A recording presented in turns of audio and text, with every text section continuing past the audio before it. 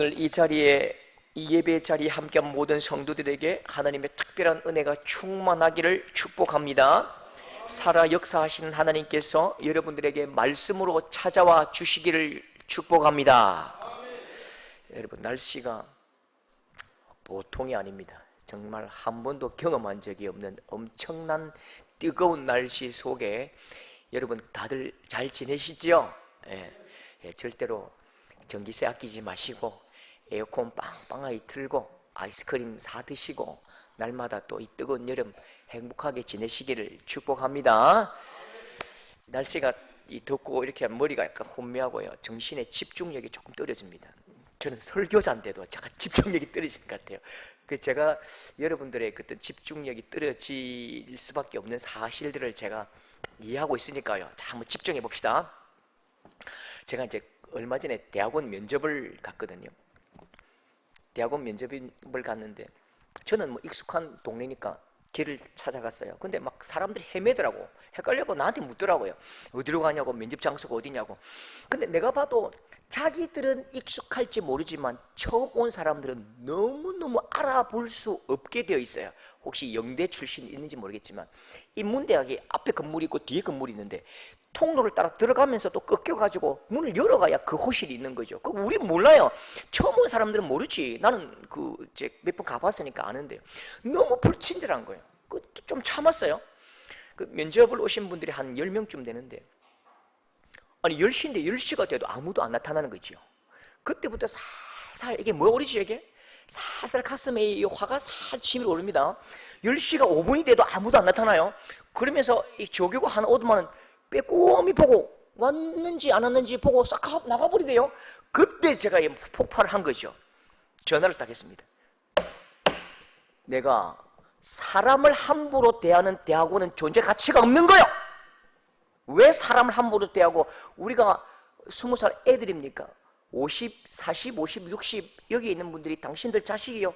왜 이렇게 사람을 함부로 대해요? 아이고 미안합니다. 아이고 미안합니다. 아이고 조금 어깨가 조금 올라가더라고요. 그러면서 내 마음속에 너는 왜 화를 내냐? 너는 왜 화를 내지? 내가 화를 내는 그 마음의 원인이 뭘까? 내가 멸시당하고 내가 무시당하고 사람들이 나를 인정해 주지 않으면 내가 화가 난다고요. 내게 조금만 손해가 되면 분노가 일어난다고요. 그게 우리의 분노의 속성입니다. 사람은 누구나 화를 냅니다. 여러분 화를 내시지요? 화가 굉장히 많이 날 때가 있잖아요. 여러분이 내는 그 분노를 가만히 들여다보십시오. 모두 다 나 중심의 분노입니다. 그 분노하는 중심에 나의 문제가 있고 나의 손해가 있고 나의 아픔이 있고 나의 고통이 있고 나의 멸시가 있고 나의 무시가 있다고요. 사실 이건요, 이런 감정을 우리가 분노라고 말하기도 조금 아깝지요. 사실 썩내는 거잖아요. 사실 열받는 거잖아요. 야고보서 1장 20절에 보면 사람이 성내는 것이 하나님의 의를 이루지 못함이라. 사람이 화를 내고 성내고 열받는 것과 하나님 나라는 상관이 없는 거지요. 왜냐하면 자기의 분노와 자기의 멸시 때문에 화를 내거든요. 그런데 하나님의 분노, 하나님의 감정을 가진 사람이 있습니다. 하나님의 감정을 품고 하나님의 마음을 이 땅에 쏟는 사람이 있다니까요. 하나님의 마음을 가진 사람, 하나님의 감정을 품은 그 사람은요, 그 사람의 분노는 성내는 게 아니에요. 그 사람은 짜증내는 게 아니에요. 하나님과 동역하는 것입니다. 하나님의 일을 그의 감정을 통해서 일한다고요. 민수기에 보면 미디안 여성 한 사람이 그 회중 속으로 들어옵니다. 우상을 섬긴 그 악한 여성이 그냥 회중 속으로 들어와서 마음껏 음행할 때에 민수기 25장 7절에 보면 하나님의 마음을 품은 한 사람이 있습니다. 모든 사람들이 자기가 아는 친구고 이웃이니까 아이고만 눈 감아주자, 아이고만 눈 감자, 아이고 우리 또 그럴 때가 아니겠나, 그렇게 쉬쉬할 때에 비느하스가 창을 들고 가서요, 비느하스가 일어나 손에 창을 들고 두 사람을 죽이니 연병이 그쳤더라. 민수기 25장 10절, 하나님께서 이 비느하스의 마음을 어떻게 표현하시죠? 여호와께서 이르시되 비느하스가 내 질투심으로 질투하여 내 분노를 돌이켜 그들을 소멸하지 않게 하였도다. 하나님은 그 비느하스의 분노를 나의 분노라고 말씀하시고 나의 질투라고 말씀하시고 그 분노와 그 질투를 이 비느하스에게 실어주셨고 그가 질투하고 분노하였기 때문에 그 민족이 멸망당하지 않게 된 것이지요. 여러분, 오늘 말씀에도 하나님의 분노를 가진 한 청년이 있습니다. 암몬 왕 나하스가요 막 군대를 몰고 오는 거죠. 이스라엘 백성들 앞에 몰고 와서 적군이 코앞에 딱 왔습니다. 모든 백성들이 걱정을 합니다. 모든 백성들이 울기만 합니다. 염려와 슬픔과 걱정과 이 모든 아픈 감정들이 막 충만할 때에 전혀 다른 감정을 가진 한 청년이 있다니까요. 전혀 다른 마음을 가진 한 청년이 있다니까요. 5절 말씀 보십시오. 사울이 밭에서 소를 몰고 오다가, 그 다음 다 같이 시작.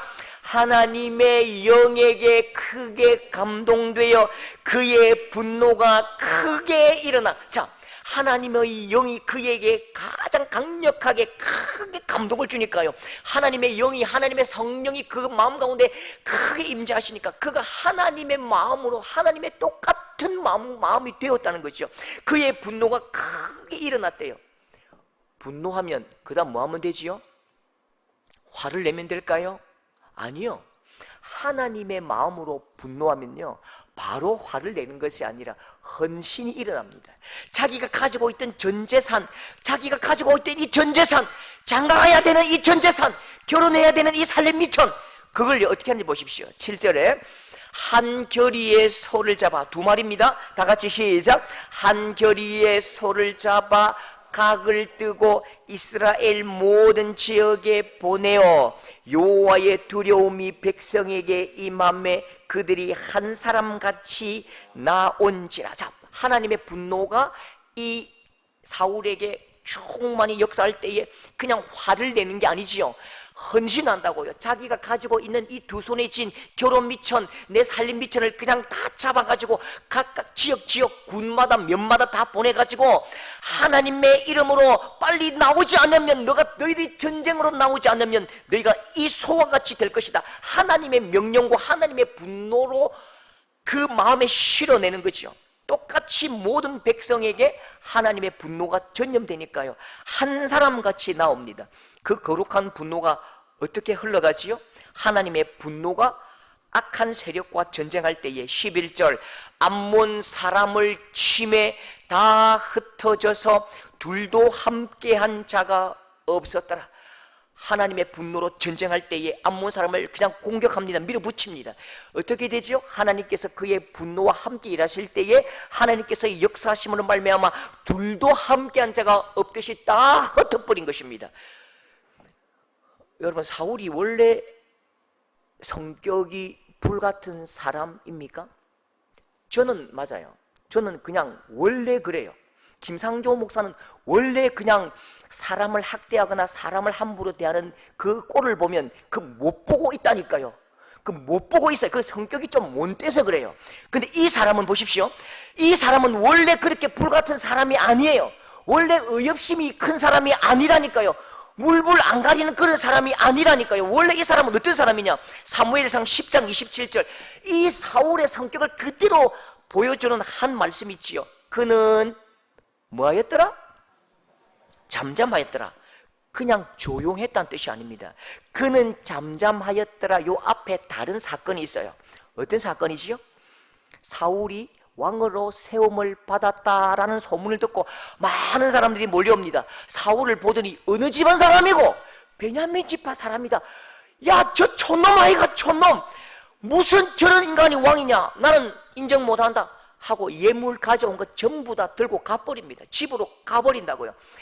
자존심 상하고 체면 꾸겨지고 모욕을 당하고 자기를 공격하고 학대하고 멸시하는 그 많은 사람들 앞에서 잠잠하다고요. 분노가 없는 거지요. 나에게 공격하고 나에게 멸시하고 내게 손해되는 일에는 잠잠하다니까요. 근데 하나님 나라의 일이요, 하나님의 마음을 품을 때는 잠잠할 수가 없는 거죠. 근데 우리 이 땅의 모든 성도들은 전부 다 귀뚜라미 보일러를 써요. 귀뚜라미 보일러. 어떻게 타지요? 귀뚜라미 보일러는요? 거꾸로 탄다고요. 거꾸로 타는 귀뚜라미 보일러. 이 귀뚜라미 보일러가 어디냐면 저기 청도에 본사가 있는데 거기 관계된 사람이 없지요? 귀뚜라미 보일러 다 그냥 갈아치워야 돼요. 우리는 자꾸 귀뚜라미 보일러라니까요. 거꾸로 한다니까요. 내 체면과 내 자존심과 내 손해에는요 불같이 타오릅니다. 훨훨 타오르고 훨훨 화를 냅니다. 그런데 하나님 나라, 복음, 생명, 교회, 거룩한 일에는요 얼음장 같아요. 얼음장 같고요, 움직이지도 않고요, 그냥 남극 북극 대륙입니다. 여러분, 우리가 왜 하나님의 일에 분노하지 않을까요? 왜 우리가 하나님의 나라의 일에 막 가슴이 뜨거워지고 분노하지 않을까요? 이 땅의 가장 심각한 문제는 하나님 나라에 대해서 우리가 메말라가는 것입니다. 하나님 나라에 대해서 우리가 가문 거죠. 바짝바짝 그냥 거북등같이 그렇게 우리의 마음밭이 하나도 한 생명도 잉태할 수 없는 그런 가뭄의 정서가 온 것입니다. 여러분, 하나님 나라가 어떻게 일어서는지 아십니까? 하나님 나라에 어떻게 꽃이 피고 열매 맺는지 아십니까? 하나님의 감정으로 요동치고 하나님의 마음으로 분노하고 하나님의 마음으로 눈물 흘리고 하나님의 마음으로 씨를 뿌리고 애가 타야 하나님의 나라가 선다고요. 그런데 왜 하나님 나라가, 여러분, 하나님의 나라에 우리가 헌신하지 못하고 분노하지 않는가? 그건요 손해보거든요. 피곤하거든요. 하나님의 나라의 그 감정에 내가 반응하면요 그때부터 너무 피곤해요.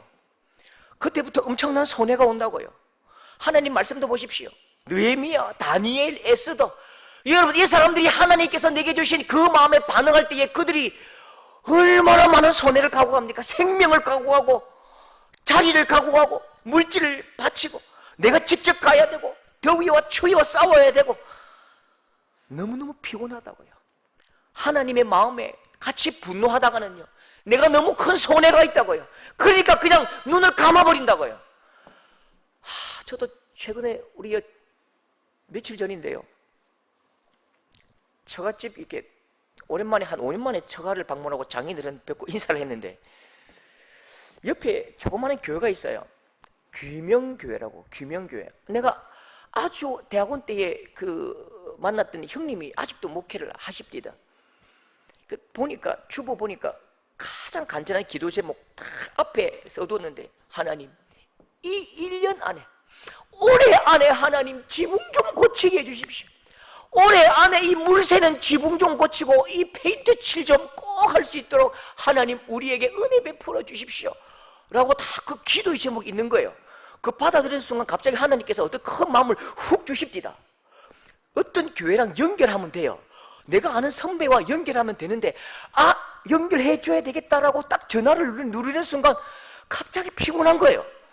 내가 아쉬운 소리 해야 되고 또 그 선배 만나가 설명해야 되고 내가 이게 밥 사줘야 되고 또 와야 되고 또 페인트 칠할 때 같이 와야 되고 같이 또 밀어줘야 되고 같이 지붕에 올라가야 되고 갑자기 피곤한 마음이 싹 들면서 그냥 잠시 내려놓고 하나님 딴 사람을 통해서 하시옵소서. 나는 이제 피곤해서 못 하겠습니다.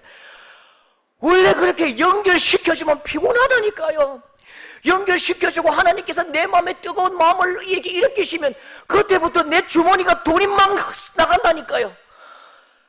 여러분, 오늘 말씀에 사울도 하나님의 분노가 마음을 태울 때에 이 사람이 얼마나 많은 손해를 각오하는지 아십니까? 6절 7절 분노가 크게 일어나 한 겨리의 소를 잡아 각을 뜨고 전재산 소 2마리 잡고 피 묻은 손으로 한쪽 심장 염통 다리 다 사람들에게 보내가지고 일일이 너는 이 말 전해야 된다, 이 말을 전해라, 이 말을 전해라, 네가 빨리 안 오면 죽인다 해라.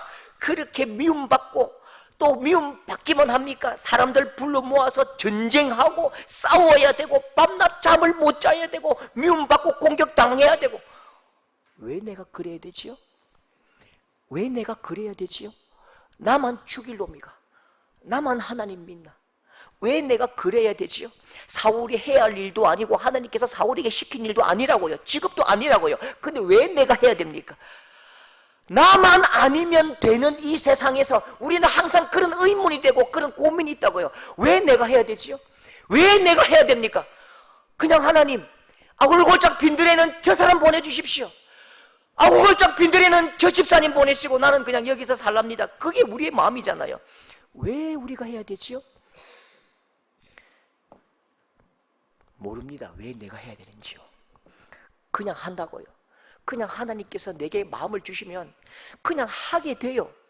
내 마음이 끌리고요. 머리의 계산보다 그냥 손이 먼저 가고 발이 먼저 갑니다.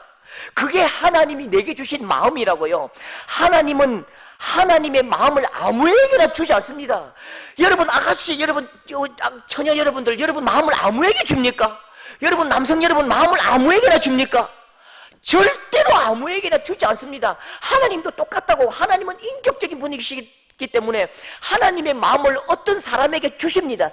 그 하나님의 마음을 품은 그 사람을 통해서 일하시는데, 하나님은 하나님의 마음을 절대로 아무에게나 주신 일이 없습니다. 그러면 누구에게 마음을 줄까요? 진짜 믿을 만한 사람, 정말 믿을 만한 사랑하는 사람에게 그 마음을 주시고 그 마음을 통해 일하신다고요. 그 마음이 막 끌어올라서 견딜 수 없어서 내 마음보다 머리의 계산보다 손발이 쑥 먼저 나가는 그 사람을 통해 일하신다니까요. 여러분, 하나님께서 여러분 마음에 불쑥 주실 때가 있다고요. 불쑥 마음 주실 때가 있다니까요.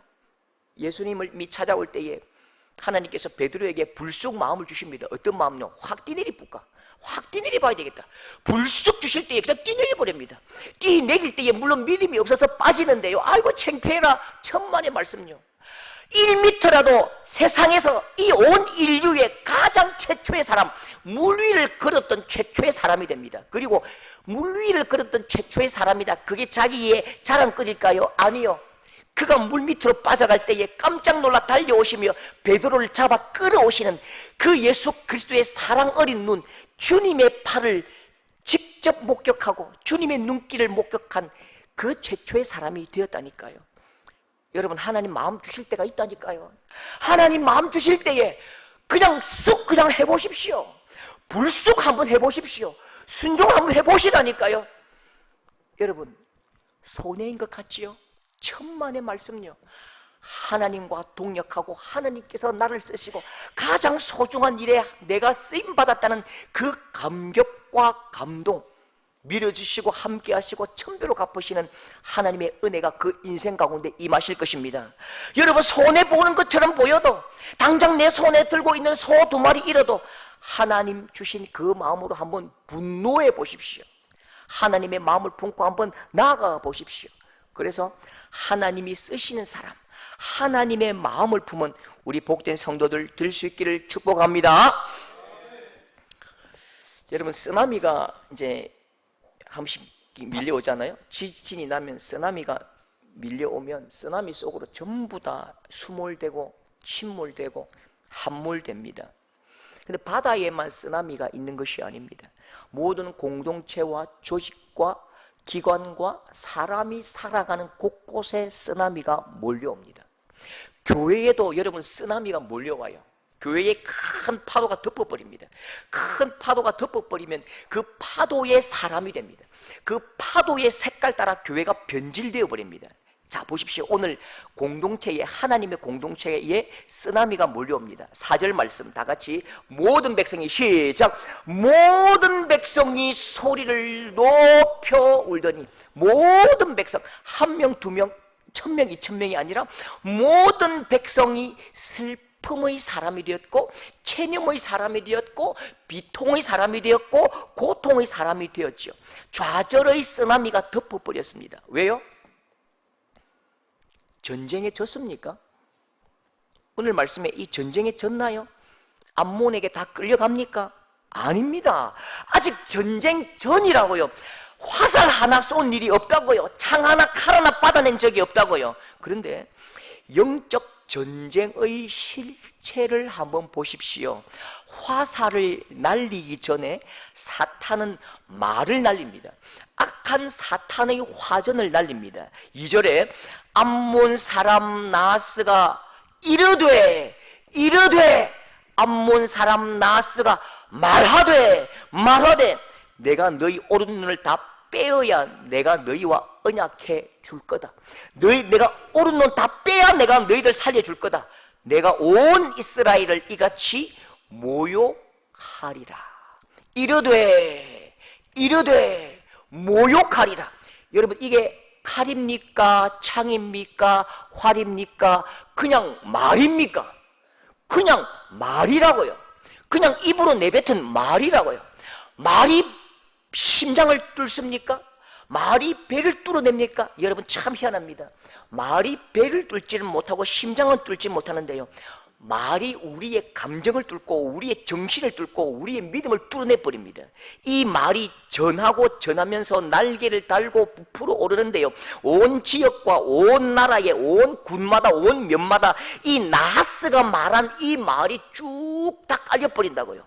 온 이스라엘 구석구석에 하나님의 말씀은 어디 간 데 없고 나하스의 허세가 뿜어낸 그 말로 다 덮여버리는 거죠.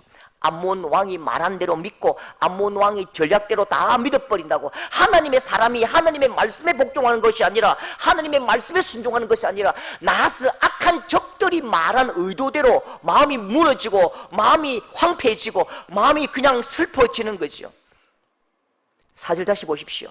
나하스의 말을 백성에게 전하매, 다 같이 시작. 나하스의 말을 백성에게 전하매 모든 백성이 소리를 높여 울더니. 그러면 여러분, 나하스가 군사를 몰고 쳐들어왔는데 그 무슨 말을 할까요? 아이고, 너가 살려줄게, 우리 행복하게 지내자, 그런 말을 할까요? 당연히 전쟁하러 왔고 그 땅을 빼앗으러 왔으면 협박을 하고 모질게 말하고 욕을 하는 거예요. 그런데 그 말을 너희들 왜 듣냐고. 하나님의 백성들이 하나님의 말씀을 듣고 반응해야지 왜 나하스 적군의 말을 듣고 반응하지요? 여러분, 영적 전쟁도 똑같습니다. 우리가 하나님의 말씀은 하나도 반응하지 않는데요, 희한하게도요, 사탄이 우리에게 찔러주는 그 말은 이상하게 마음이 반응이 되고 내 손이 나가고 내 감정이 막 반응한다니까요. 하나님께서 천가지 만가지 부으신 그 은혜는 한 번도 감사하지 않으면서 사탄이 우리에게 찔러준 한마디, 하나님이 너희에게 다 먹지 말라 하더냐? 하나님이 아니야, 그 거짓말이야. 그 말에는 우리의 몸과 마음과 온 세포가 반응한다니까. 이게 우리의 연약함입니다. 영적 전쟁에서 사탄은 항상 이런 전략을 사용합니다. 교회는요, 외부 세력이 공격할 때는 단결합니다.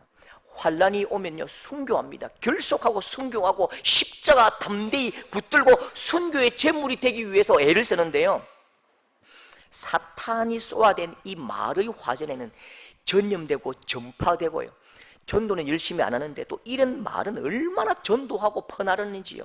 사탄의 원함대로 교회가 은혜와 사랑을 잃어버리니까 몰락하고 무너지고 황폐해진다고요. 근데 말씀을 보십시오. 이 분위기가 완전히 뒤집어집니다. 오늘 우리 아침에 가보니까 막 권사님 막 찌짐을 딱 꽂고 확 뒤집듯이 찌짐을 탁 부초전을 막 훅 탁 뒤집어버리대요. 예, 그런 확 뒤집어버립니다. 순식간에 그냥 뒤집힙니다. 9절 다 같이 시작. 그들이 기뻐하니라. 전령들이 돌아가서 야베스 사람들에게 뭐하매? 전하매, 말하매. 그들이 기뻐하니라. 뭘 말했죠? 우리에게 무기가 있다, 우리에게 엄청난 장군이 하나 나타났다. 그걸 전한 게 아니라고요. 그냥 말을 전합니다. 말을 전한다고요. 언어를 전합니다. 15절 모든 사람이 크게 기뻐하니라. 이긴 게 아니라니까요. 지금 승리한 게 아니에요. 전쟁 붙은 게 아니라고요. 뭐가 바뀌었죠? 말이 바뀝니다. 그 민족 전체를 둘러싸고 있는 말이 바뀐다고요. 지금까지 그 마음속에 물들었던 말은 나하스가 한 말입니다. 내가 너희 눈을 다 빼어야 내가 너 살려줄 거다. 그런데 사울이 이 나하스의 말 이불을 걷어버립니다. 이불을 확 걷어버립니다. 새로운 솜 이불을 덮는데요, 그 새로운 솜 이불이 뭘까요? 9절 말씀 다 같이 시작. 시작. 내일 해가 더울 때에 너희가 구원을 받으리라 하라. 자, 중요한 게 뭘까요? 자, 글자 보십시오. 내일 해가 더울 때에 너희가 구원을 받으리라 하라. 하라, 제일 뒤에 저 두 글자가 제일 중요해요. 하라 하니까 이게 안 다가오지요. 하라, 저걸 표준말로 하면 어떻게 될까요? 내일 해가 더울 때에, 내일 정오 12시에 너희가 구원을 받으리라, 너희가 이길 거라고 하라. 우리 표준말로 하면요, 케라이, 알았지? 너희가 구원받는다, 케라이 요 뜻입니다. 꼭 구원받는다, 케렌다이, 말하라는 뜻이죠. 이게 현실입니까? 현실이 아니라고요. 승리의 정보도 아니에요. 아직 전쟁 시작 안 했다니까요. 이길지 질지 모른다니까요. 이길지 질지 모르지만 우리가 하나님의 백성으로 하나님의 은혜가 임하고 하나님의 분노와 감정을 품은 자로서 말이라도 꿈대로 소원대로 희망대로 말이라도 좀 빵실하게 하고 말이라도 토실하게 하고 말이라도 좀 믿음으로 하라고. 제발 믿음이 없으면, 네 실체에 믿음이 없으면 네 입에 말이라도 좀 믿음대로 하실 수 있는 여러분 될 수 있기를 축복합니다. 말이라도 믿음대로 좀 빵실하게 하고 토실대로 토실하게 하고요, 희망이 넘치는 말을 해야죠. 저는 그 초등부 애들하고 이렇게 중학생하고 축구할 때에 운동할 때가 있거든요. 한 번씩 참 이렇게 짜증나는 그 말이 있습니다. 다른 교회하고 붙을 때예요. 이길 수 있지! 이길 수 있지! 우리 막 순교한다.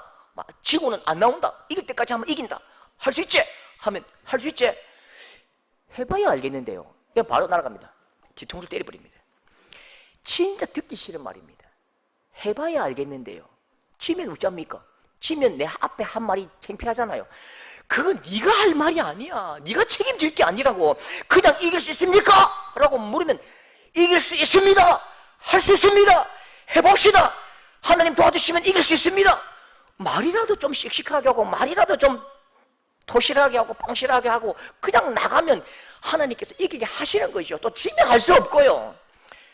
하나님 말씀에 구원을 받으리라 케라이, 구원을 받으리라 해라, 하라. 그러면 카이 우뚱노. 자, 9절 말씀에 전령들이 야베스 사람에게 전함에 케라이 전했잖아요. 그 말대로 전했잖아요. 그들이 막 기뻐합니다. 15절에 사울과 이스라엘 사람들이 거기서 크게 기뻐한다고요.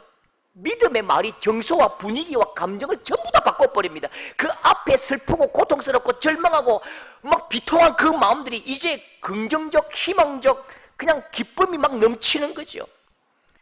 여러분, 아무것도 없는 사람이요, 그냥 마음대로 말하면 그건 허풍입니다. 허세지요. 그런데 믿음의 사람의 언어에는 허풍이 아니라 허세가 아니라니까요. 우리는 믿는 구석이 있다니까요.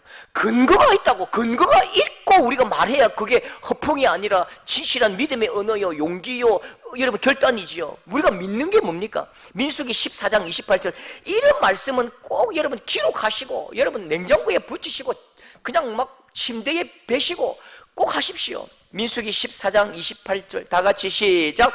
여호와의 말씀에 시작. 내 삶을 두고 맹세하노라. 너희 말이 내 귀에 들린 대로 내가 너희에게 행하리니. 다시 한 번 더 화면 보고 시작. 그들에게 이르기를 여호와의 말씀에 내 삶을 두고 맹세하노라. 너희 말이 내 귀에 들린 대로 내가 너희에게 행하리니. 예. 믿음의 사람의 선포를 누가 듣고 계신다고요? 하나님이 듣고 계신다고요. 믿음의 사람이 믿음으로 선포한 그 믿음의 음성을 하나님께서 세밀하게 들으시고 그 말씀대로 행하신다고. 왜요? 하나님은 신실하시고 우리는 그분의 자녀거든요. 하나님의 약속을 우리를 통해 이루어 가시는데 뭘 사용하신다? 믿음의 사람들의 믿음의 선포와 믿음의 언어를 쓰셔서 하나님의 의와 능력을 나타내신다고요. 약속은 허풍이 아닙니다. 여러분, 하나님의 약속은 그대로 이루어집니다. 이 약속이 어떻게 되지요?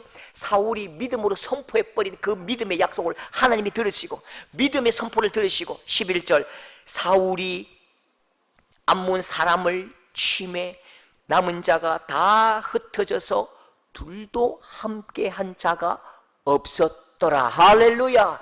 믿음대로, 믿음의 선포대로, 긍정적 선포대로 하나님께서 들으시고 둘도 함께한 자가 없도록 다 이기게 하시고 승리를 주시고 그에게 하나님의 살아계심을 똑똑히 보여주시고 기쁨을 주시는 것입니다.